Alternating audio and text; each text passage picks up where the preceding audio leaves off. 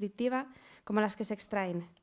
Varias palmeras en surtidor arrepentido, pues sus palmas no llegan al suelo. Cielo nuboso, el sol llega como filtrado por la neblina, como si el campo se hubiese puesto unas inmensas gafas de sol. Estas figuras comparativas convierten el episodio en uno de los más bellos del libro, puesto que hacen sentir y hasta tocar las flores, los juncos, los árboles, los pastos que en él se describen. Incluso el olor a humedad parece que se desprende de este fragmento. Y aportando siempre el toque musical, el del sentido del oído, don José lo concluye con unas notas de piano que esculpen el colofón de la belleza y del sentimiento. Esta evocativa descripción de la exultante naturaleza caribeña la aplica el escritor a otra naturaleza más seca y más cercana, pero igual de hermosa e inspiradora. En el último capítulo de Crisol de Vivencias, don José dibuja la casa de campo madrileño de la manera más deliciosa posible. Las amapolas parecen besos de mujer diseminados en la inmensidad del verdor. Las tierras muy verdes, bien vestidas de vegetación. El bosque de la casa de campo aparece tan tupidamente protagonista. Una montaña bronca, la roca desnuda y cicatrizada. El toldo nublado que cubre el cielo se deshilacha y ahora se desperdiga en varias nubes separadas que parecen islas de algodón flotando. Para sorpresa del lector, este caprichoso episodio relata lo bello y lo no tan bello de la vida, como puede ser el desaire de un amigo por causas incomprendidas. Siempre, eso sí, con la parcialidad reflejada en las palabras del autor, que narra los hechos según fueron sin aventurarse a construir crítica feroz o contraatacante. Y una vez perfilados los relatos de una vida tan intensa y tan apasionante, llena de esfuerzo y de trabajo como la de don José Menéndez, llega ahora el turno de dejarse llevar por la imaginación. Como decía al principio, algunos relatos de este dulce libro son extraídos de noticias o de historias que se cruzaron en la vida del escritor. Uno de ellos es la trágica muerte de un americano en el Pirineo oscense, cuyo accidente describe a trazos rápidos, tan rápidos como voló el coche en aquel desgraciado momento. Este triste capítulo viene precedido por una simpática y alegre descripción de un baile caló en las cuevas de Sacromonte, en la bella Granada, donde un grupo de extranjeros, entre ellos el que fallecerá, se divierte a ritmo de palmas y taconeos, y donde ellos mismos serán víctimas de un robo. Robo que se verá recompensado, en cambio, por la altruista generosidad de los propios turistas, que convienen en financiar los estudios del joven ladrón, hijo de su compañero de hurtos. Otra historia cercana a don José es la de un amigo que denuncia ser víctima de un intento de asesinato, nada más y nada menos que por parte de su mujer y los hermanos de esta. En este episodio, don José atribuye un seudónimo muy gracioso a su amigo, siendo este el seudónimo José Coronado. Una vez más, el desenlace del suceso relatado, en el desenlace del suceso relatado, el lector podrá percatarse de la justicia que calibradamente imparte su narrador, fruto de su brillante personalidad y de su pertenencia como magistrado al Tribunal Supremo de España. Más sorprendente es, si cabe, la historia del capítulo que lleva por nombre «Me voy a casar con la novia de mi hijo». El título del mismo ya resume bastante la trama del asunto, siendo una historia real y bien conocida por don José. En este relato el lector apreciará una historia curiosa y llamativa, pero escrita con la misma parcialidad y soltura que las anteriores. Capítulo que se abre de nuevo con la quietud y la estridencia de las notas musicales provenientes de varios conciertos clásicos, notas que envuelven al lector como si fueran corredores de viento que lo elevan, hasta que alterna con un nuevo crescendo, del que emergen unos sonidos rizados, abigarrados, al modo de un pespunte sonoro. Pero otra vez crece la rapidez y la fuerza del sonido, como si las notas se irritasen en la cólera de una persecución acelerada. Y así podría analizarse cada párrafo escrito en Crisol de Vivencias, un libro que acumula eso, vivencias, y que no solo son reflejo de una vida entera, sino que además lo son de un importante fragmento de la historia española. Desde los años mozos del autor, donde aún existían los vagones de tercera clase en los trenes, como se puede observar en el tercer capítulo, hasta nuestros modernos años, en los que desaparecen ciertos tabúes sociales, pasando por los años políticos de la transición. Así pues, con una vida tan intensa y completa como la de don José Menéndez Hernández, no es de extrañar que nos regale páginas de tiempo de hermosura y de sorprendente y agradable realidad. Así que muchas gracias, don José, por dejarme participar y bueno, espero que les guste mucho el libro, tanto como a mí. Gracias.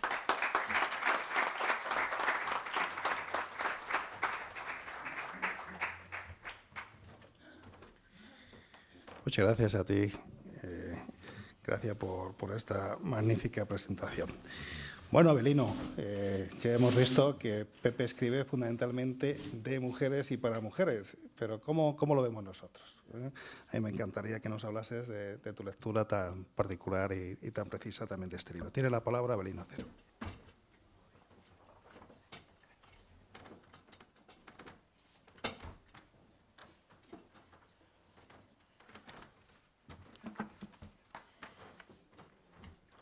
Buenas tardes a todos. Bueno, cuando Basilio y José me eligieron y me pidieron que presentara este libro, dije, ¿por qué me han elegido a mí? Si yo no me dedico a presentar libros, seguro que lo haré muy mal. Mi profesión está lejísimos de este mundo y me voy a sentir muy raro allí. Bueno, cuando he llegado aquí no es que me sienta raro, marciano. Es clarísimo que Pepe tenía que elegir 3 mujeres y 3 mujeres tan guapas. Y además tan inteligentes. Me han puesto esto difícil, porque casi todo lo que yo tenía que decir lo han dicho. Y lo han dicho mucho mejor de como lo podría decir yo. Es decir, esa visión que han hecho pues muy bien de la espiritualidad, de la sensualidad, de las descripciones, es que lo han dicho todo. Entonces, yo aquí estaba, pero me siento como muy sobrante. Pero bueno, en cualquier caso, yo voy a tratar de contar un poco cómo ha sido mi lectura del libro, que casi todo está dicho. Porque además, no solo es que son muy guapas, es que además son muy inteligentes y además hablan muy bien. Y además lo han sintetizado maravillosamente. Por tanto, a mí, bueno, algo intentaré decir. Que el libro es autobiográfico es muy fácil deducirlo, según uno empieza a leerlo se da cuenta que es autobiográfico, y que en los capítulos hay cosas que no son biografía, y es muy fácil distinguir cuáles son biografía y cuáles no son biografía. Entonces, eso cuando ustedes lean el libro se darán perfectamente cuenta de cuáles son unas y cuáles son otras. En cualquier caso, el libro está escrito mirando hacia atrás, mirando hacia el atrás lejano, hacia el no tan lejano e incluso hacia el próximo, muy próximo. Y está escrito de una manera que desde el cariño, con un recuerdo cariñoso, amable de lo que ha vivido. No hay resentimiento en lo que dice, aunque en algún momento haya algún capítulo donde, bueno, pues hay alguna crítica.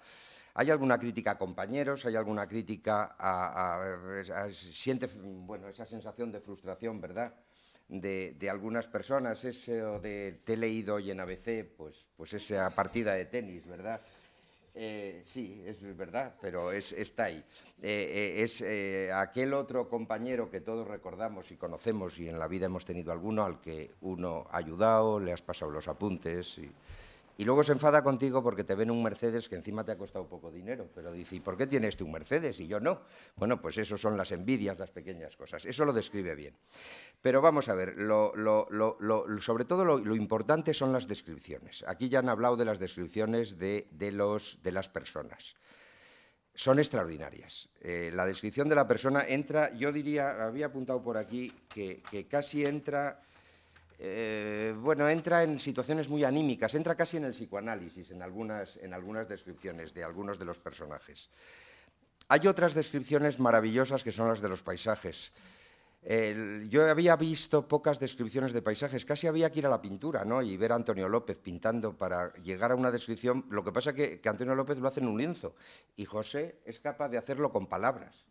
Es difícil describir los paisajes, lo que uno ve, con la precisión que él es capaz de describir utilizando solo lenguaje. Un lenguaje, por cierto, hermoso, bello, a veces difícil. A mí me ha hecho leer alguna página cuando antes Eslaveva decía que le resultaba difícil. Si a mí me ha significado alguna página, la he tenido que leer 3 veces. Es verdad, son páginas difíciles. Cuando las lees una segunda y una tercera vez, te das cuenta de la belleza del castellano, de ese castellano que él utiliza, que es casi poesía, es verdad. Muy difícil, muy difícil. En las descripciones hay cosas, él hace un recorrido por amigos, conocidos, hemos dicho paisajes, situaciones. Hay una cosa también que es muy significado en la novela, que es el amor profundo por la música. Se nota que él tiene un amor profundo. Bach, Beethoven, están siempre presentes. Mozart está siempre presente. Raro es el capítulo donde no aparece algo relacionado con la música. Incluso en algún momento con la música popular. Creo que en Guinea aparece también algunas cosas, en la fiesta en Guinea, que es otra música, ¿no? Hay otra cosa que a mí me ha llamado la atención y que aquí se ha hablado algo, pero no exactamente con los números. Es capaz de hacer en un capítulo 29 SMS, si los describe con ese nombre, 29 positivos, hablándole de amor a la persona a quien van dirigidos, y 32 terribles, negativos, horrorosos.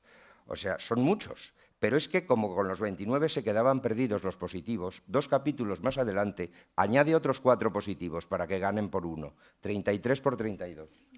Los he contado. ¿Qué alguna otra cosa? Bueno, en el libro hay cosas muy curiosas, entra en política en algún momento, cuenta una anécdota de Niceto Alcalá Zamora que es muy curiosa, aquella que se viaja en coche cama y cuando llega a la estación se pasa al vagón de tercera para que le vean apearse. Eso pasaba en la República, parece ser, y hoy en el 34 debió pasar eso, y hoy sigue pasando lo mismo, de otra manera, se bajan de otro sitio. Pero bueno, eso es así. También en ese mismo momento había un registrador de la propiedad, joven, recién aprobada la oposición, pobre, que hacía lo contrario, viajaba en tercera y cuando llegaba al destino se pasaba al coche de primera para que no vieran la miseria en la que le había tocado vivir en aquel momento, ¿verdad? Bueno, eso es un poco la vida misma. La sensualidad está presente, es tremenda, es tremenda. Es una de las cosas que más llaman la atención. Yo les agradezco a mis precedentes que no hayan leído prácticamente nada para que me hayan dejado a mí leer 3 cosas. Yo solo voy a leer 3 cosas. Voy a leer una, en el capítulo 1, dice, hablando de lo que es la sensualidad y la descripción, en el asiento de al lado va una negrita enjabelgada con un traje blanco. Todos sus rasgos faciales rezuman inocencia, pero lleva un conjunto tan ajustado que más que vestirla, la desnuda, destacando todos sus relieves. Esto se repite muchas veces en el libro, en muchos capítulos, ¿no? Se repite multitud de veces y lo hace muy bien. Luego hay otra cosa que hablábamos antes de su pasión por la música, que es la descripción. Es difícil describir un paisaje, es muy difícil coger una hoja en blanco, pongámonos a describirlo. Yo no sé hacerlo. Él lo hace maravillosamente, pero es que describe otra cosa extraordinariamente bien, que es mucho más difícil, que son los sonidos.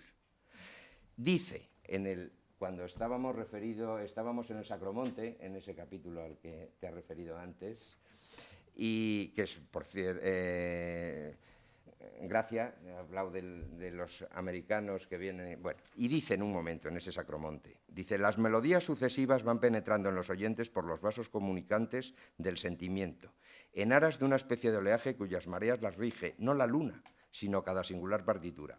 En la apoteosis final, una tormenta sonora. Los sondeos se muestran como líquidos que llueven en el alma del auditorio y para la lluvia de las notas no tienen paraguas. Es muy bonito.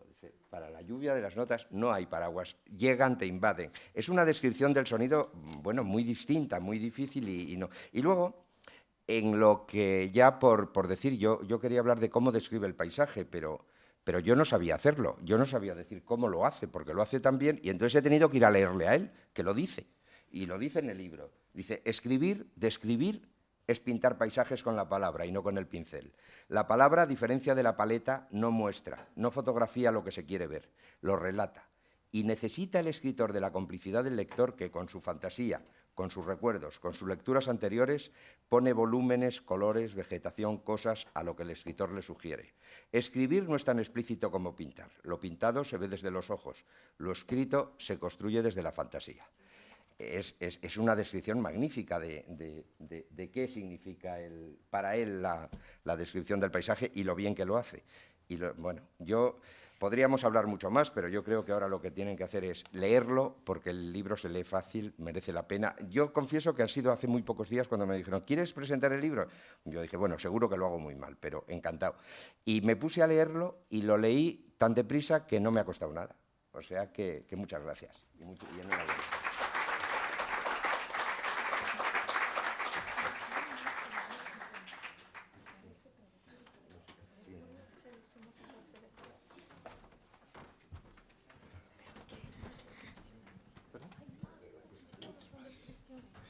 Bueno, Avelino, yo creo que has dejado el pabellón tan alto que te vamos a raptar, a secuestrar en otras ocasiones. Te vamos a pedir que presentes otros libros, ¿eh? Ahí no hemos visto al ingeniero de caminos, no hemos visto al directivo, hemos visto al lector. Y eso es importante, que haya